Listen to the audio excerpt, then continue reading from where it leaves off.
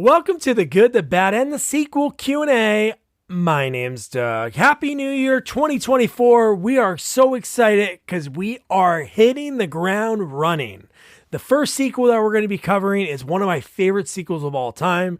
One of my favorite sequel in the franchise.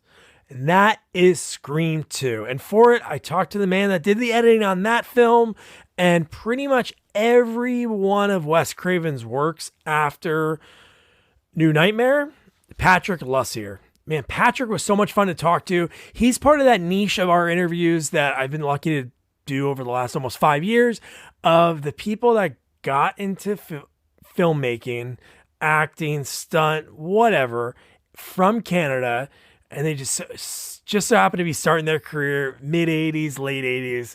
And he started working on shows like 21 Jump Street and The Hitchhiker, both worked out of Vancouver. So right at that boom, he was there for it.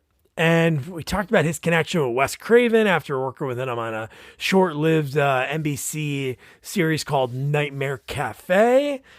And then we talked about the transition into directing and how important it is, not for everyone, but to know the other jobs on set, like being an editor, how that helps you edit while you're shooting. And he directed some phenomenal movies over the years that I truly love. Love Dracula 2000. It was the movie that put, really Gerard Butler. That was his first big movie that you saw him in. And then we talked about My Bloody Valentine, which I absolutely love. Phenomenal movie. Drive Angry. He had some really cool stories about working with Nicolas Cage. But the ones that obviously meant the most to me is Scream, the first Scream.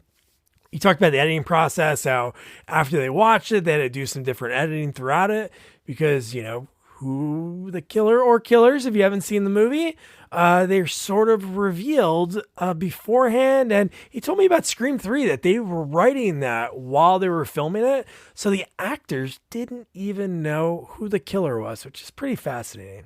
Patrick is great. He loves movies. He talks about what inspired him as a kid to get into movie making. I think you'll find that super interesting. I'll let him tell that story. And so if you're new here, welcome. Please subscribe. Follow us on all social media at Sequels Only. If you're on YouTube, subscribe there too. There'll be an unedited video version of this that you could check out. So you can see Patrick tell the story, or you can listen because you're here already. This is a fun one. It's so amazing on this sequel watching journey with my buddy Jamie and all these interviews you get to do, to talk to somebody that really, the editor is so important in the process of putting together, especially a movie that's a whodunit. It's pretty cool to hear the behind the scenes working of it and what you're looking for. It was pretty neat.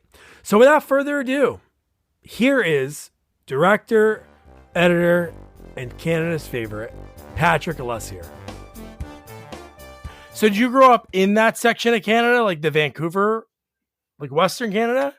Yeah. I grew up in Western Canada and lived in Vancouver and in a town 500 miles north called Prince George. Okay. Between those two places. And then, at what point growing up was it that you thought of? Was it one time you went to the movies, or?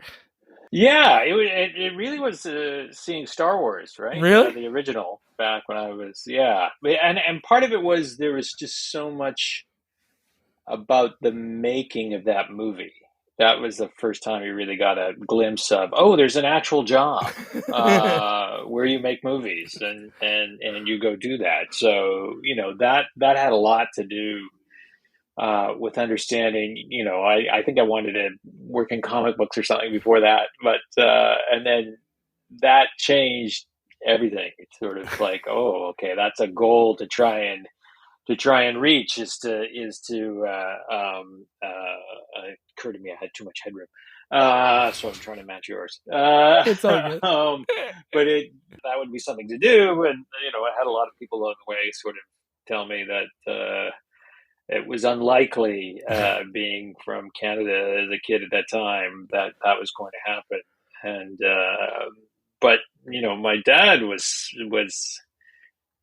He'd always wanted to be a DJ as a kid, and he didn't do that. Really? Like an old time radio DJ, like that kind? Yeah, that's what he wanted to do, and he told me that if you want it bad enough, you'll get it. You just have to want it bad enough. He was a guy who took up the trombone at 45 because of his love of Glenn Miller. Never played a musical note in his life. That's awesome. And for the latter half of his life, he's still alive, but he's played in multiple bands and so he was sort of proof that you could do things no matter when you tried to do it, as long as you wanted it bad enough. Yeah, keep that mind sharp, especially at 45, Yeah. Mostly people are like, all right, I'm done. Whatever I know. Like, yeah. That's so cool. Yeah. So he's, and played all the way up to, just a couple of years ago. Oh, wow. And he's 88 now. So I'll sign up for 88 right now. Yeah. But that's cool that you had somebody like an inspiration, somebody that said, hey, if you want it bad enough, you had somebody that'd be like, hey, you know what? Yeah, who never said it wasn't possible, never said you couldn't do it, never said, oh, why do you want to do that? You should become an accountant. And I think his parents had said that sort of thing to him, which had a lot to do with why he was never going to say it to any of his kids. So, which was great. I feel very lucky for that. So what was the plan? So Star Wars, were you like 10, 11 ish? I was 13, I think. Okay. What was the plan? You didn't even know enough what to have a plan. Yeah. There was a dream at that point, but didn't understand how to get it. There was no internet or anything like that. So I remember going to the university library up at Simon Fraser University and looking through old copies of American Cinematographer and stuff like that, and reading all these things and interviews with filmmakers and things like that, and trying to figure out how you did it. And a lot of them went to USC, and it's just kind of like, well, I don't have the money to go to USC. I try to get into the Simon Fraser film program, and they want you to write an essay. And I tried twice, and both times was rejected because I think my first essay was on Blade Runner, my second essay was on The Thing, and wow. And Nice. was told that my interests were far too creative. Far too commercial, and that I found out later you were supposed to write about the Professor's movies, their little art films that they made, and that's what got you into the program. So fuck those guys. That's amazing. But that's cool too. We're talking about two amazing movies to write about. Yeah. I love those films, and neither of them successful when they opened in '82. Both of them were failures, yet have become classics over time. Yeah. No, I talked to a bunch of people that worked on Blade Runner, and it's one of those movies. There was so much that like went into that movie, like the set design. It was just different from other movies that were made around that time. Oh yeah. It was it opened the same weekend as Megaforce, the Hal Needham, Barry Bostwick classic. If you've ever seen it, Megaforce is the worst. It's got Barry Bostwick. It's anti-terrorism fighters who wear gold spandex. Yeah, check that out. I like Barry Bostwick, it's Barry Bostwick, Michael Beck, Persis Kambata, Henry Silva. Oh, nice. It's good villain. Oh, but it is beyond. You watch and you go, how did this happen? How did you make this? Yeah, I remember getting tickets for Blade Runner, and the 7:00 show was sold out, so got tickets for 9:45, and then Megaforce was playing across the street, and needless to say, it was not sold out. And going to see Megaforce as the appetizer to Blade Runner. So and Megaforce is just Barry Bostwick has blown back hair and a blue headband and gold spandex, and he flies on this motorcycle. And it's just I ridiculously gotta horrible. check it. Well, I'll watch the trailer. I don't know if I'll sink 90 minutes. Yeah, watch the trailer. Into my life. You know, the trailer will tell you all you need to know. I bet. That's probably one of those movies that were like is much better than 90. Like money laundering movies. Like there's so many movies that came out in the 80s that you're like, and I've listened to some interviews with directors talking about that. Basically, like the budget. Like you watch that, I don't know what the budget of that movie, but it's funny. Sometimes when you watch a movie, especially nowadays, you look at IMDb and it's like, how was there 15 million in this movie? And it's like a movie that came out in 85. Well, and I will tell you a lot of, it's speaking from experience, a lot of times that number's bullshit. Really? The number that's listed in the IMDb. Yeah. They say directly 2000 cost $50 million. It did not. It cost 29. Oh, okay. Which was still too much. And I've written to them saying that is not what this, I've seen the budget. I know what it costs. That is not what this movie cost. And I get crickets in response. They're like, yeah, we're not going to change it. Yeah. Who are you? You don't know anything.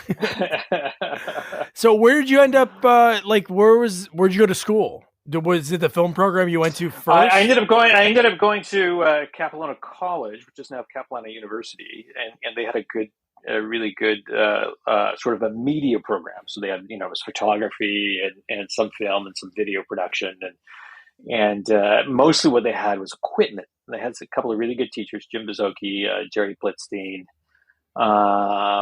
Peter Kellington, Peter Thompson. I remember those guys really well, and who just sort of taught you basics and were fans of movies. But their real thing was, we're told we're supposed to teach you how to be able to work in an IT department at a college or university. But myself and several other guys, and the people I went to school with, all became, editors afterwards and things like that. But it was access to gear, so we just sat and we shot industrials, shot anything and everything that people would pay us, $100 to do, and would be running all over with this gear, trying to learn how to do stuff, and that's how several of us started, and we're all sort of spread out all over the place now, but probably 5 or 6 people from that class and the year behind me, all went on to edited television and a couple feature people and stuff like that. That's pretty awesome. Did you ever link up with them like in recent years? Do you still talk to any of them? Some of them, yeah. That's cool. Yeah, a couple of them I still talk to. You sort of spread out as but that gave the into being able to work in television, which was right at the cusp of going into like electronic editing. So from when they used to cut on film, changing from film to electronic, and being sort of a keener who had a little bit of experience in that, and they were looking for anybody who had any experience. That's how I managed to get in and start, working as assistant editor on an apprentice editor on a show called The Hitchhiker, which was one of, I think, HBO's very first shows they ever made, which was sort of a sexy thriller, like the movie, right? Is it like the Rucker Hauer movie, like in a TV series? No, really? No. The Hitchhiker was a TV series. It was an anthology TV. Oh yeah, the series. movie's The Hitcher. Yeah, and it was a little like, and this was before The Hitcher, I think it started the year before The Hitcher and afterwards. But The Hitchhiker is what it was called, and Philip Noyce directed some, and Carl Schenkel and Colin Buxey, who still directs like episodes of Billions and stuff like that. These guys, there were all sorts of interesting directors on it, and they had, I think, they had interesting actors in them over the years in different episodes and things like that. An editor friend of mine always refers to it as Yuppies Run Amok. Because it was the 80s. So, yuppies run amok and get terribly punished for their crimes. How'd you get that gig? Were they Yeah. reaching out to local colleges because they were looking for experience, Yeah, or? yeah, they had an American editor and a Canadian editor because at the time, and I think they still do this up in Canada, you have to, if you bring in an American editor, you have to hire a match, so you're not displacing somebody, so you hire Really? one American, one Canadian. And so the Canadian editor was a guy I got introduced to, and I did some volunteer work for them on a different project, and they had an extra spot, and they hired me as the apprentice, and I had been learning the gear that they were using, a thing called the Montage Ones, which was an old, early electronic system before Avid and everything like that. It wasn't digital; it was shuttled Betamax tapes. And the other editor, that editor was Michael Robeson, who's now, does tons of TV and different TV movies and things like that. He's done like 250 hours of that stuff. But the other editor on that was John Link. And John Link took that job on the hiatus from Predator. So he had just done the original shoot of Predator, and they had thrown the monster out, and he did this job while they were designing the new Stan Winston monster. Yeah. Before they went back and reshot the actual monster in January. So in that fall, this was the job he took. So I got to hear all these stories about the original shoot of Predator and all the other stuff leading up to that. That's pretty cool. Jean-Claude Van Damme yeah. was. Yeah.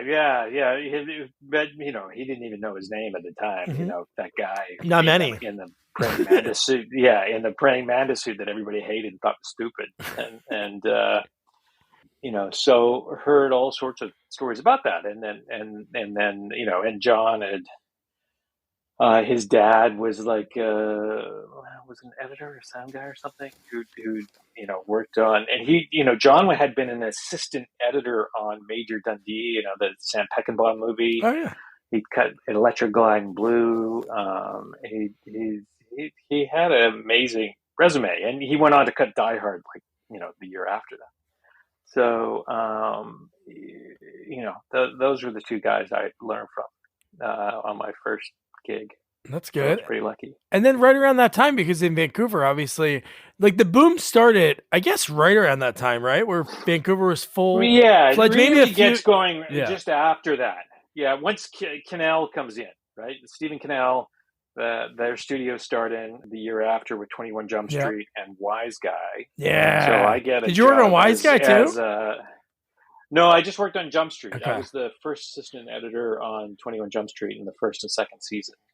When they were still cutting in Los Angeles before they cut in LA, and then went from Jump Street to MacGyver as an assistant editor, then moved up to editing on MacGyver when I was 24. Wow.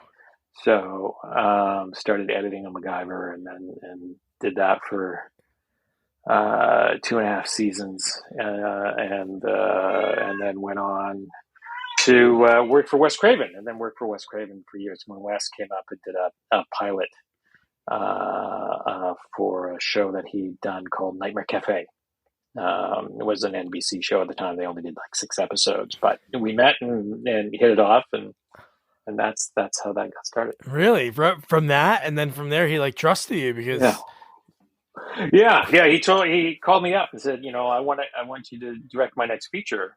I mean, edit my next feature when that is ready to go. And at the time, they thought it was going to be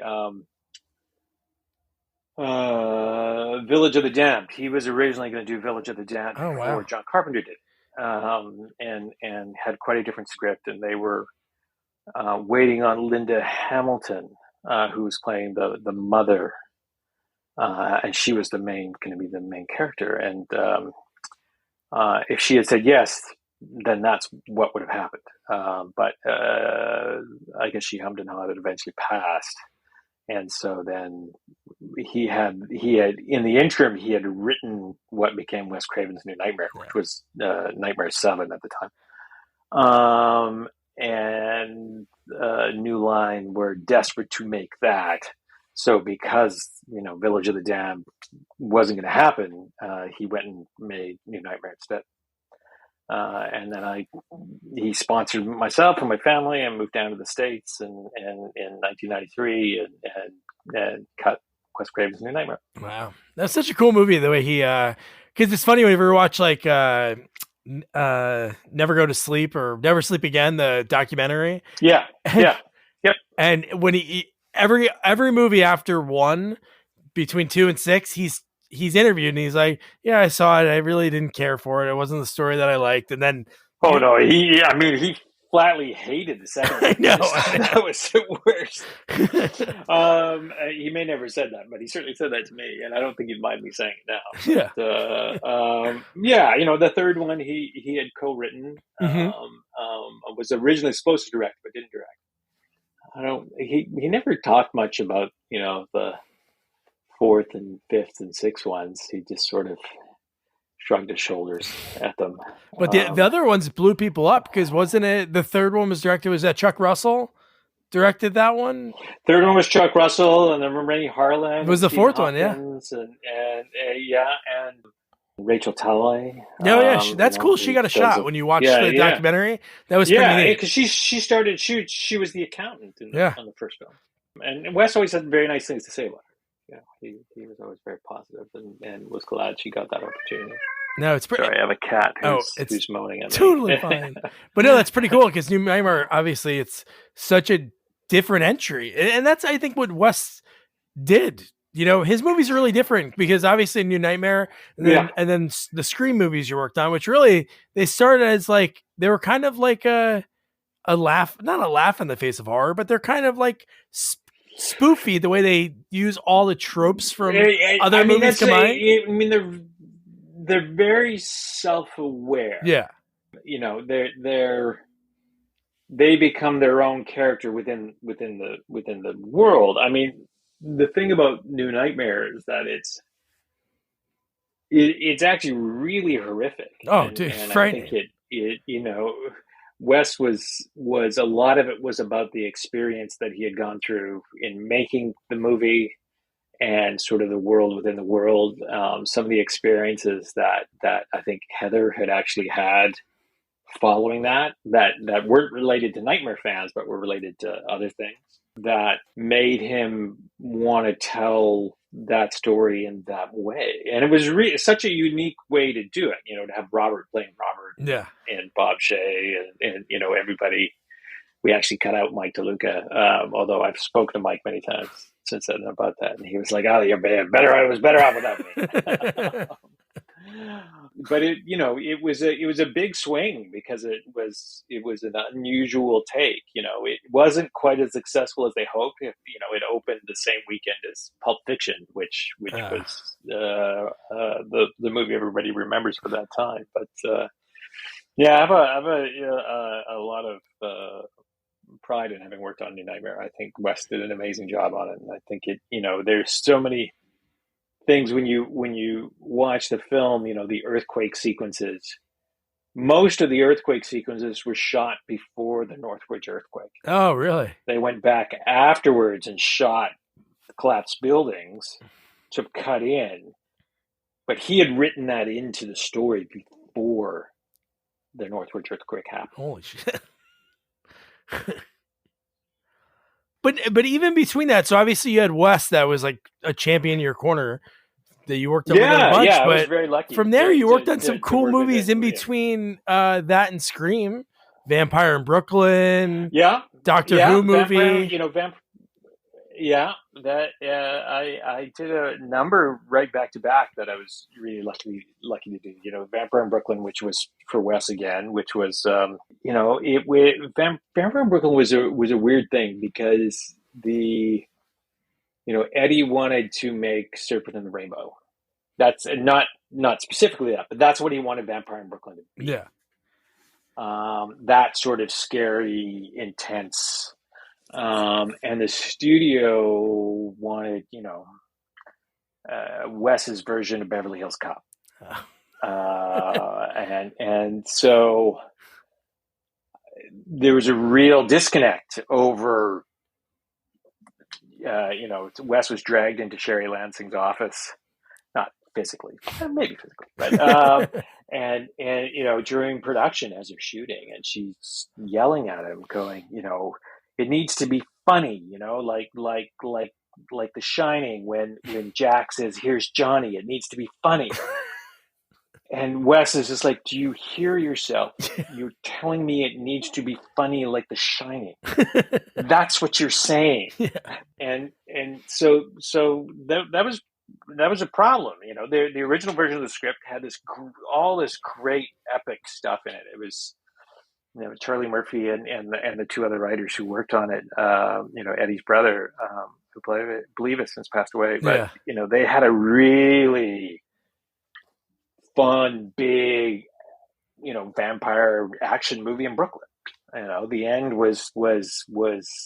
took place on an oil tanker that was hanging off the side of the Brooklyn Bridge. It was a fight in around this, and it was spectacular. And they didn't have the money for it, and they refused to give them the money for it. They wouldn't, I think they only shot in Brooklyn for like 3 days, and the rest of it was all shot in the back lot.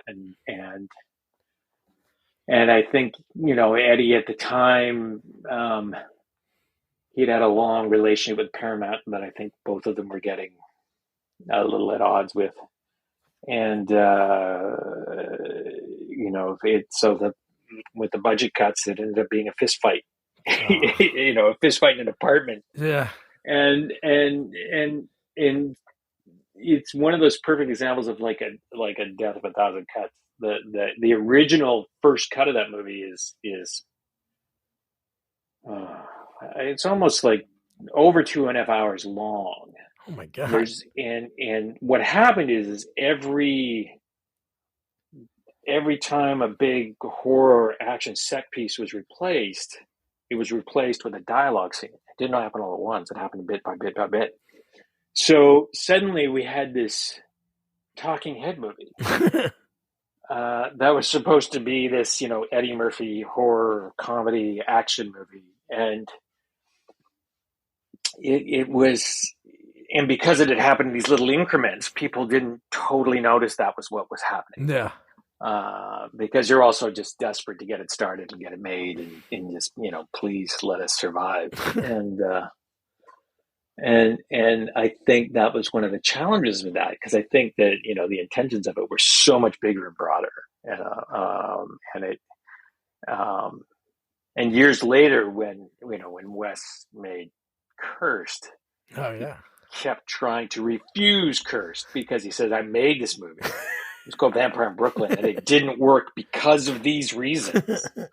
And then history just repeated itself in even worse ways. But that's for later. But man, that's pretty wild. Yeah, sometimes the studio I'm sure you've dealt with that working with all different studios over the years, right? When they get involved, especially the stories with New Line over the years, people would do that, or even. Well, it all depends on who has the voice and their passion for movies. Some studio people and producers are hugely passionate about movies, and as such, are great partners. And the trick is always just making the same movie as them. Others have very different ideas. I think on editing Mimic for Guillermo del Toro, it was very clear that the movie Dimension Films thought they were getting and the movie that Guillermo was making were not the same movie. When you see on the call sheet day 75 of 50, things have gone awry. And on New Nightmare, part of the deal is that Wes had Final Cut if it scored 72 or higher at the preview. I think it scored like 74. Wow. On the first screening. And Bob Shea was almost enraged that Wes had Final Cut. There was nothing they could tell him. The very first screening we had for New Line was a technical disaster, but eventually all worked out. and there was 30 something executives, and Bob Shea spoke first, and he was a little disappointed because the movie's a slow burn and stuff like that, and just blah blah blah blah blah. I think it needs to do this and this, and then he went around the room asking all those people, and Wes was there, and I was there, and the producer was there, and every other executive or junior assistant would ever start with, well, basically I agree with Bob, meaning Bob Shea, and except for Mike DeLuca. DeLuca spoke last. DeLuca now runs Warner Brothers. Yeah. The film division, and DeLuca was just like, nah, I totally disagree. I think this is a really sophisticated piece of suspense. I totally get why you're doing the slow burn. I think it's so much better than any of the other movies, and it is completely kind of movie we want to make for this franchise. and it was, and he had the last word. DeLuca produced Drive Angry, and we went to him. Part of the reason we took that movie to, because we had a lot of people wanting that at the time, fools that they were, was because of that experience. And I told him that. I said, that moment when we had almost gone with somebody else, another producer, which would have been a disaster. And Mike said, no, I want to do it. And we canceled the agreement with the other guy, saying, okay, well, let's not agree. And we hadn't sent him any paperwork or anything. And then went to Mike, and within minutes, we were like, oh, he's the guy. And then so much of it was based on that experience on New Nightmare. Wow. So at this point, like it's right. You just mentioned Mimic before, and then Scream '96. So you didn't direct the first movie until, was it the Prophecy 3 was the first one you did, or Dracula? Yeah, Prophecy 3 was the first thing. Was the first thing cool. I directed. They made a deal with me to, they wanted, Dimension Films wanted me to stay editing for them. And so I did Halloween H2O for them after Scream 2. And they were like, and then you'll direct Prophecy for us. But then they were like, oh, but we need you to cut Music of the Heart for Wes. And then we want you to do this other thing, and then we want but then you have to do Scream 3, and which was great, that as they say, a friend of mine, Clark Henderson, who worked for them for years, used to always say, they don't pay you for what you do, but what they do to you. And all this, all the stories about them are pretty true. But at the same time, Bob Weinstein gave me a chance to direct that movie, Prophecy, and the two executives, Richard Potter and Andrew Rona, were great and very supportive, and we had Christopher Walken for 7 days, and a very different story before we started shooting, which was pretty cool. And then they were like, yeah, that character that has that one line of dialogue, we want them to be the main character now, and we want you to get rid of this whole part of it, and then we want you to do, and it was just like, what? And Joel Sisson, who produced it and co-wrote it with Carl Dupre, said to me, you just have to love every mutant child. And it was just like, oh man, okay. And we changed it to what it is. It doesn't make a lot of sense, but it's fun and has some fun action to it. And Chris was great and was great to work with, and Vince Spano was great, and we had Brad Dourif and Steve Heitner and stuff like that. Angels running amok and motorcycle chases and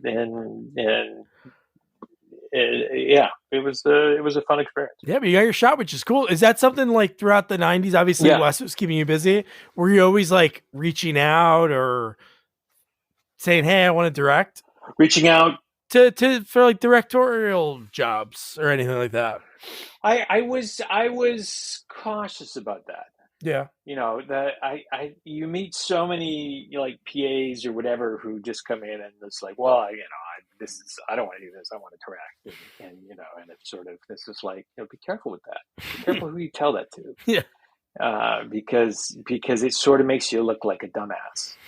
Now, things are a little different now because everybody has a camera on on their phone. Yeah. They can go do whatever they want at incredibly high res and things like that. So, um, I had wanted to do it, and then they offered it because I'd had a chance to go edit a big feature away from them.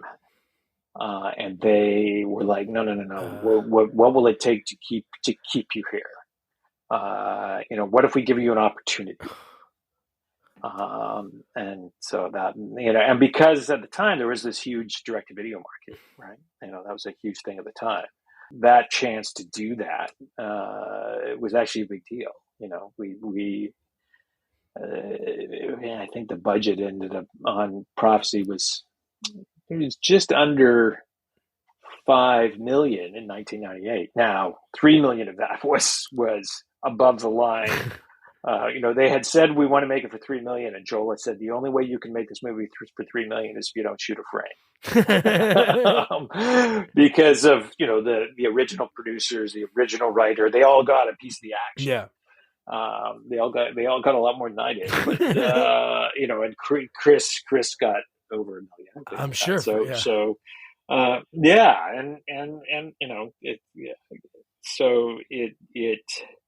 now you wouldn't make that movie wouldn't be made. Yeah. People wouldn't spend that money. It's trying to get 5 million for anything is nightmarish. But it was a great opportunity and worked with some really cool people and I was very grateful for it. That's awesome. So when you're a director, are you managing the budget, or is that something that the producer, or is there somebody that is going to you like, it depends. It's different. I think different directors do it differently. Yeah.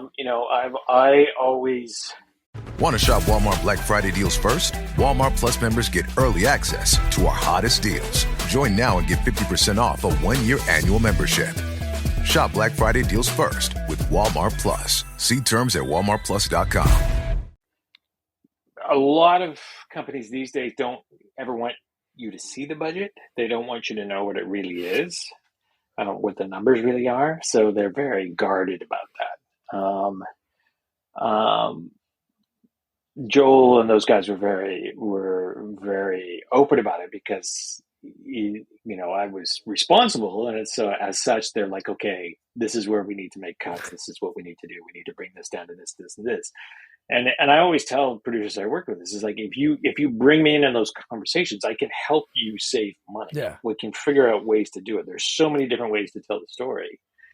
But if you don't tell me what the problem is, I don't know how to solve it for you or help you solve it. And just, often your producers and stuff, they'll just make this sort of blanket thing. Well, we're just going to cut the sequence. It's like, no.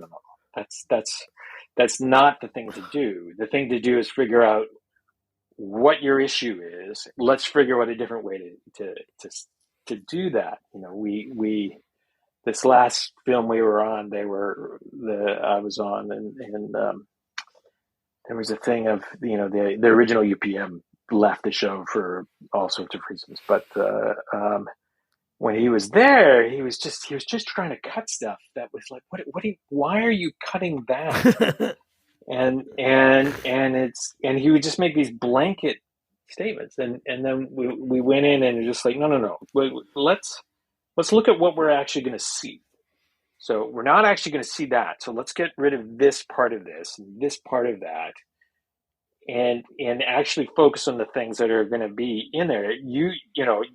Them doing it in a vacuum where they're saying, "Oh, we're just going to cut this," is the worst. Yeah. Because it's like, no. It's like, only build what you'll see, and only pay for what you'll see, and don't hesitate to really look at what that is. Some people are like, well, I need everything. Well, you don't need everything. You have to have a little discipline if you don't have the money. If you got the money, sure, have everything. Be a Marvel movie, have everything. Yeah, that's working for everybody these days. Yeah. But if you're not that, then you have to be very in tune with what it's going to be. And my experience, directing and being an editor was always incredibly valuable, because I had it, I could reverse engineer from what it was going to be in the cut. Yeah. So we don't need this. We're going to need this. We don't need that. We're going to need this. We don't need to redo all these takes. This line's going to play here. This line's going to play there.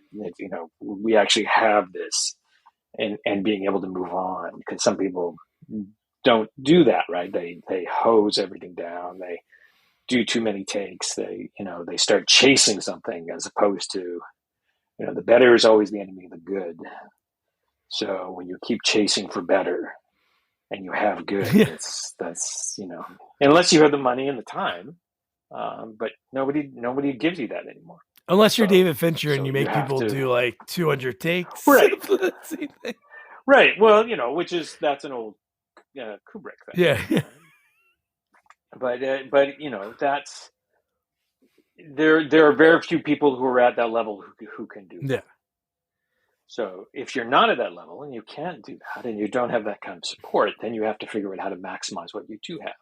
I think that's what works well. Having like the editing background, like you said, like that's so great that you could do that because you visualize it. Not saying directors that just directed over years, they learn from that, but you have that already in your thought process, which has got to be so helpful while you're on set. Yeah, absolutely. Yeah, that's totally true. So when it comes to like budgets, like you mentioned, like how much it was, like 3 million, they said, and then 5. Is it more difficult if it's like to manage a larger budget? I know you said you don't know, like they don't really tell you, but I'm sure a movie like Drive Angry was up there in the movies that you directed, right? Driving Angry, I can tell you exactly what it was made for, minus Nicholas's fee, Nick's fee, and so the actual physical cost of making Drive Angry was $15.2 million. 15, really? Yeah. Now the reports that you read online say it costs anywhere between 40 and 50 and whatever, and it's just kind of like, well, on paper, maybe that's what people say it cost. The actual below the line budget, I know Nick's fee above that. I think Nick at the time may have made something like 11 on it. So that's so that makes so that brings the budget up to like 26 and things like that. And then there's other fees and other fees and other fees and other fees and other fees. The money we had to make the movie was 15.2. Wow. But granted, Nick is a big part of that, so the 11 you have to factor that. But it's there are weird restrictions with each. Now, I never saw the budget. I was told a number. Yeah. But no, the budget was not anything. And of course, you're forbidden to talk about it. It's now so many years behind. Yeah. I don't think anybody will give a shit. So, and if they do, oh well. Yeah. And there are different fees and things like that, and blah blah blah blah blah. That's a good looking movie. Like, I know it's 2011, good special effects. If you think about it, like I know you said you have to factor in Nick's fee, but $5-6 million for Prophecy 3. His fee is that's the yeah. Oh no, it was a good budget, and good movie, and we had like 45 days to shoot it, and wow. It was the longest shoot personally I've had, and well, Dracula 2000 we actually shot more days because we moved from Toronto to New Orleans, and we only did like one day of pickup shoots and Drive Angry. We did, I think overtime on one day of those 45 days. Cause they were like, we don't want you to do any overtime. And I was just like, okay, just tell me where the fence is and I'll play within the fence, but you have to tell me where the fence is. If not, we're just going to do whatever. And Nick was amazing to work with. He came in knowing every line of dialogue and having a really interesting take on the character and many variables of it. He said I could do it like this, I could play it like this, I could play, he had different ways to do it. And we sort of went for this, this ghost, this Edgar Allan Poe ghost via the Terminator was the thought. That was how he was going to do it. And Fichtner was amazing, and Billy Burke, and I think it's the best thing Amber Heard's done, and of course we had Tom Atkins and David Morse, and who were all wonderful. It was Tom Atkins' birthday yesterday. I saw that. Yeah, we just talked about Halloween 3 like a month ago, and it's so funny. Like every woman in that movie, he seems like he slept with. He flirts with every woman, and like there's only like 4 women in the movie. But he's Tom Atkins. I know. Come on. He is the Silver Fox. He is. Yes. Now, quick, like back to like the Scream movies, because I think those are like the horror movies that, like, as a whodunit, it's not like a lot of times horror movies were like that, and that's I was like, I think 11 or 12 when it came out, and those are my favorite movies. Like they were so good. I love Scream 2. Yeah. But and that's that's a huge credit to Kevin Williamson who wrote it, right? Because so many of the original, outside of Michael Myers and Jason and stuff, so many of the original slasher movies are whodunits. Yeah, Prom Night's whodunit, Terror Train's whodunit, My Bloody Valentine's whodunit, Happy Birthday to Me. They're all whodunits. That's what they are. They're and then there were none, right? Yeah, Agatha Christie. Yep. With kids. Yeah. Yeah. Now, do you know? Now, when you're editing the movie, do you know from the beginning? Do you get the script and you know who it is at the end? Oh yeah. That's cool. Yeah. So when we were cutting Scream the first time. There was one scene we cut out that it was with Billy and Stu, and just the way they played it, you were like, oh, it's them, and it happened before the party. It was like sunset and whatever. We're like, we can't keep this scene. Oh, cool. It just it tells you, and so we cut that out. And other than that, there was just trims and stuff. But it was we weren't sure how scary it was until we previewed it for an audience. We all thought the mystery worked really well. It's one of the thing I love about Scream is that the 2 bad guys are the smartest people in the room. Yeah. They are never discovered. They reveal themselves. That's a really significant change. Yeah. It's not like Sydney doesn't figure it out. They reveal themselves. And it's just like, oh, each time she thinks she figures it out, there's something that they throw her off because they are the smartest. And I think for each one of the sequels and everything that follows it, that's a real challenge because it's something to live up to. Right? Yeah. And, the first one is so original out of the gate, and and Wes and Kevin were so in sync. And I know when they were looking for directors on the original one, and Wes had turned it down and several times, and until they made him an offer he couldn't refuse. So many of the other directors who I think met on Scream when it was called Scary Movie felt it was more of a comedy. It was called Scary Movie? Yeah, it's the original title. That's pretty funny. And then they made the spoof movie a couple of years later called Scary Movie. Yeah, the slates for the first part of the shoot all say Scary Movie. That's awesome.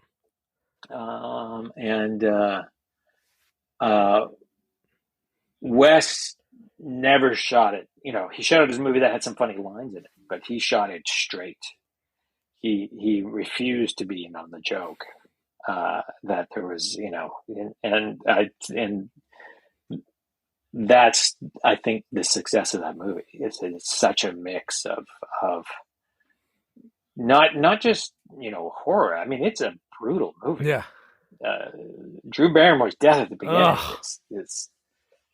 is so horrific and tragic. that it sets you, and Wes had said that, he had said that, you have to make the audience think you're insane. You have to show them that they are not safe.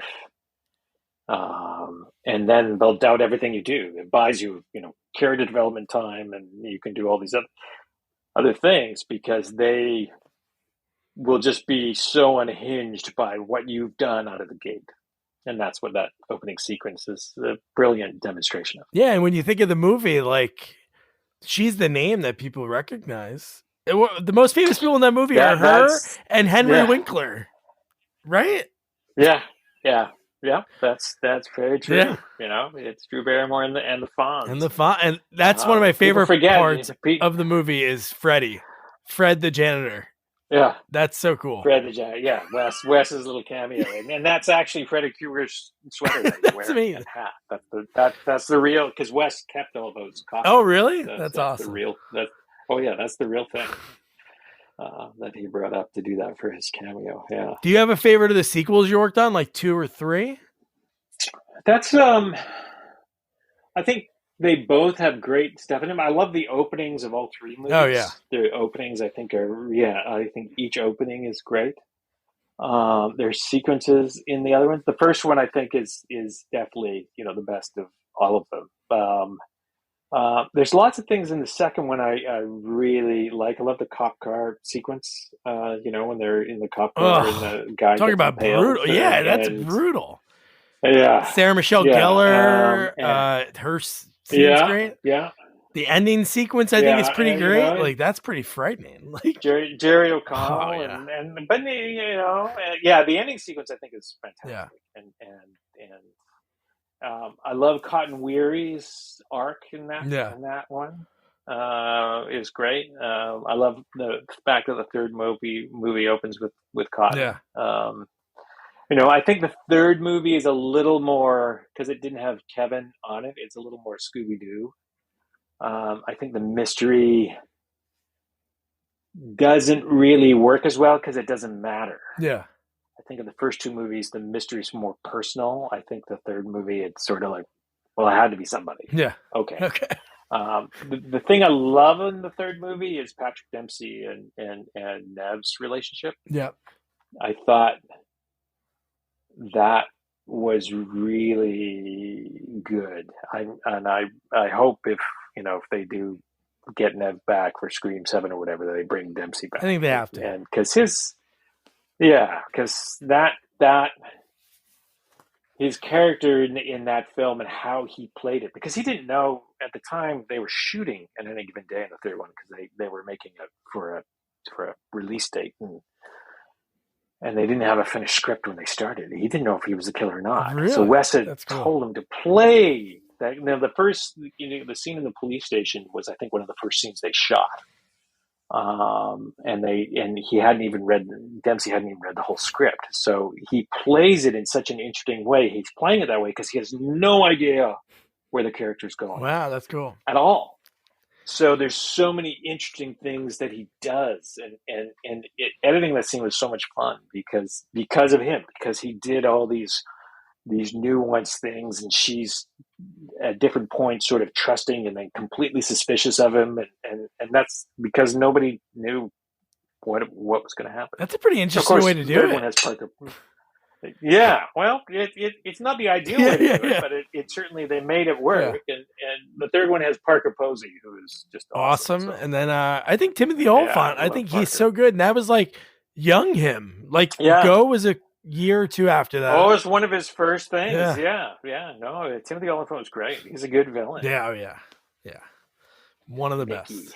And then now, so for back to directing wise, because I don't want to take up too much time. I always try to make this right around an hour, but I think it's so cool. Like you do Dracula 2000, and then you do the 2 sequels after that. But I think one of the best movies I think you've done, maybe you'll agree, is My Bloody Valentine. Because I think it's so hard to do a remake because you have something that is sort of in your mind, right? Yeah, I'd agree with that. I actually really loved working on that film and had a great experience on it. We shot it in native 3D and with cameras that were built 2 days before we started Oh my shooting. God. So, everything we did on that show was like, oh, nobody's ever done this before. So it was filmmaking wise, it was a bit of an agonizing experience. But it's, watching the original, we wanted the opening sequence to be like a truncation of the entire original film. So that's how we approached it, and we're with Todd Farmer, who I wrote Drive Angry with, and who wrote he and Zane Smith wrote Bloody Valentine. Todd and I talked a lot about the homages to the original film, how we wanted to take people on that journey, and almost have them then pick up 10 years later. We loved the mine setting, loved the whole look of the miner. I thought he was a great villain. And then, we went through several iterations of who was the killer. I think in Zane's version, it was Axel, like in the original. And, and, and Axel had the real Harry Warden in a cage in the basement and kept him there for 10 years. He was still the sheriff, and he was still married to Sarah Palmer. But it was just like, that's crazy. And then there was another version where Harry Warden was the actual real killer, that he was always there and just came back to town. And then when Todd and I went in and redid it, that Tom was in fact the killer himself and was sort of looking for himself. Tom was the hero and the villain simultaneously. That became the thing that was the most interesting to us, and certainly was interesting to Jensen when we got Jensen. And Jensen was very adamant. He didn't want to play it like somebody who knew that he was the bad guy. He wanted to play it like somebody like he didn't know. I've had somebody recently ask me if was it a multiple personality, or was it was he possessed by Harry? And it's there's arguments for both. Yeah. You should see it. If we'd ever done a sequel, we had a different explanation for why Tom was the way he was. But it's it basically that's the viewer's choice. Whatever works for you is what he is. Yeah. Did you have a sequel written or anything, fun. or?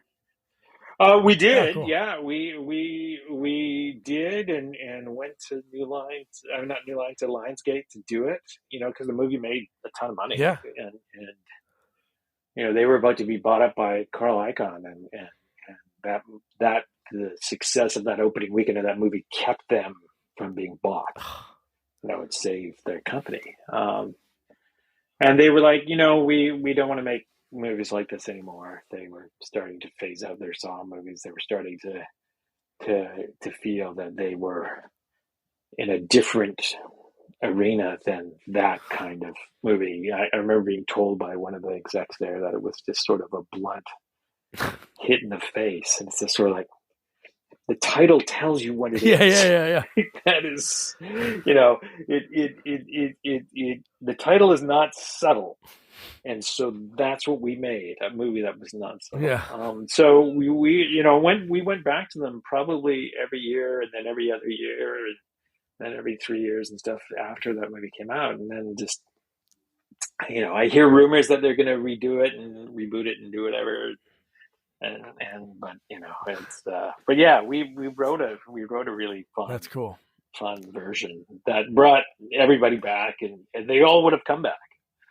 They all said that. So had some really cool scenes in it, and still managed to figure out a way of making Jensen's character both the hero and the villain. Yeah. Simultaneously. It's like, man, we saved your company. Do our sequel. Yeah, but they were, it's funny. I just heard a lot of people say that, well, the only reason that movie made any money was because of the 3D. And it was just kind of like, how the 3D movie came out at that time and didn't, it was sort of dismissed because of that. And I was just kind of like, well, I Yeah. think there's a little more to it than that, but it's all water under the bridge. Yeah, usually like when people could say that, maybe it's for opening week, but when there's sustained success, that's where the difference is. Because usually, if you look at any movie that they say "quote unquote" bombed, you look at the first week and it's like, oh, the next week drops, and then it's out of the theaters. Yeah. I mean, and at the time, we there was only like 900 or something 3D theaters, and we were only in the theaters, those 3D theaters, for 3 weekends. Wow. Because then Coraline was coming open, and then we got pulled out. So the movie would have made even more money if it had managed to keep the theaters even longer. Jesus. But that wasn't the nature of how that worked at that time in 2009. So it is what it is. But it is, we're all Todd and I frequently talk about how we would love to have gone back in and brought back Jensen and Kerr and Jamie and Eddie Gathegi. We'd even joked about trying to bring Tom Atkins back with an iron jaw, but that's cool. Clanking away. Yeah, Todd's he's pretty interesting because the way he was able to write that Jason X script, I think, is pretty wild. That it's like, hey, we want you to write this movie, but hey, you can't do anything that would affect a Freddy versus Jason. So that it's like, oh, you know what? We'll just have him go into the future, Yeah. No, it was they gave him a very oddly specific set of restrictions. Yeah. And he defeated the restrictions. But Todd's a he's a clever fellow. So I'm not surprised he did that. So I know, Patrick, you're working on stuff right now. Was it Aftermath is what you just got done with, or? Yeah, Aftermath. We've just finished it. Cool.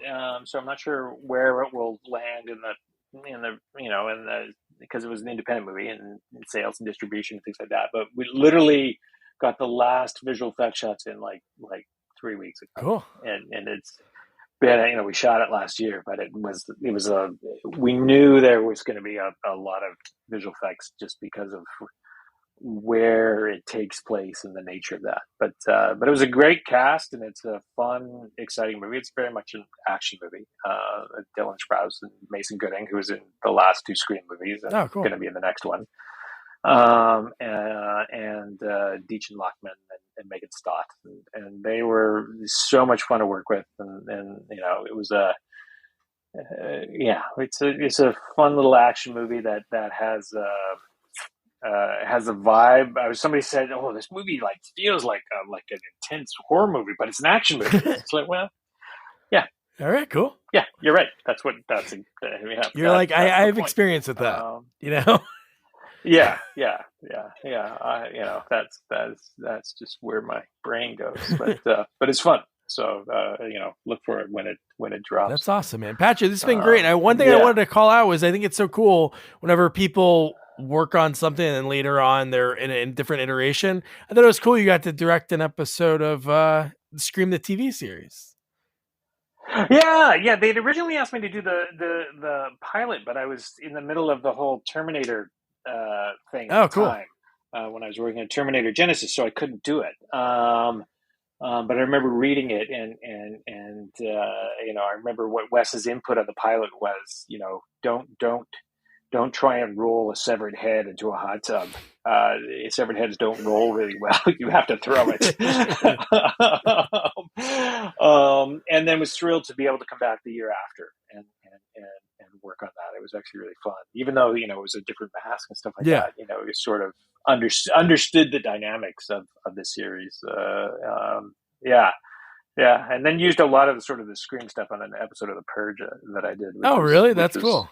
Had a lot of had a lot of sort of slashery elements to it, and even more so, I think, than the episode of Scream, the series, which was really fun. That's cool. You gotta check that out. No, I like the Scream the TV series. I thought it was pretty good for an MTV show. I thought that was really well done.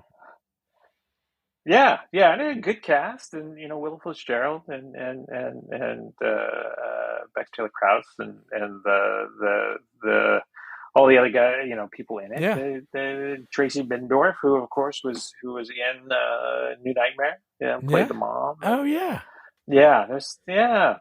So they have all sorts of West connections there, and yeah, I think he was very supportive of that before he passed. That was going to go on. He passed just before it came out. Oh wow. But, yeah, I was very lucky to work with him. Yeah, no, that's cool, man. Yeah, no, one of the best. I've never talked to anybody that worked with him in the '90s, but I talked to people that worked with him on the first Hills I Have Eyes, and then Hills I Have Eyes 2. Yeah. I talked to somebody, Kevin Spiritus. So it was cool hearing these different portions of Wes's career, and it seems like it was always the same, which is good to hear about people that they don't change. Very, very, very much. And he's very smart and very funny, and had this sort of wry wit about him, and yeah, he was very giving of his knowledge. I was really lucky to work with him because I would just ask him questions the whole time. Well, why'd you do that for? Why this? We were running out of time. Yeah. And well, I was just hoping we'd get away with it. He had a really good nuts and bolts sense of things, and then also a great sense of character, and where that so many of his movies always end with the evil coming home to the house, whatever that is, because he just says, that's where most evil happens to most people, is at home. So it's like, whoa, dark, but dark. So, but he had that streak. Yeah. Well, Patrick, this has been awesome, man. I'll look out for Aftermath, and thanks so much for taking the time. I'm glad we finally connected. Right. Thanks so much, Tig. It was great to talk to you. I'm glad it worked out. Yeah, no problem, man. Have a great rest of your night.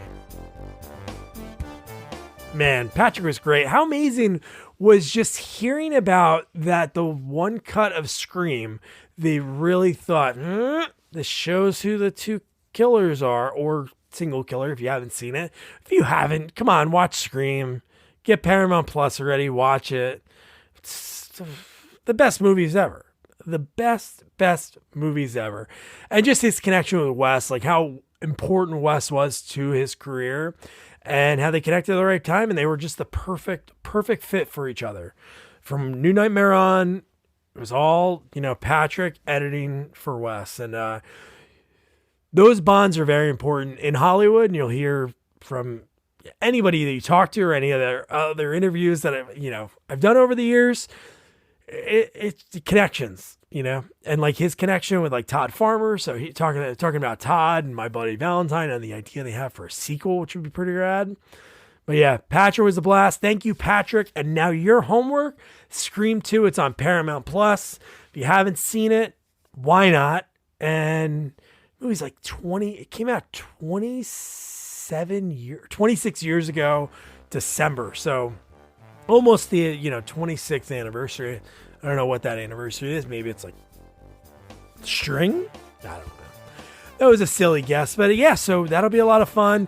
I think Jamie's seen it, probably hasn't seen it in a while. So it'd be good to hear his take on one of my favorite sequels of all time. So don't forget to review, rate, share our podcast. Follow us on all social media at Sequels Only.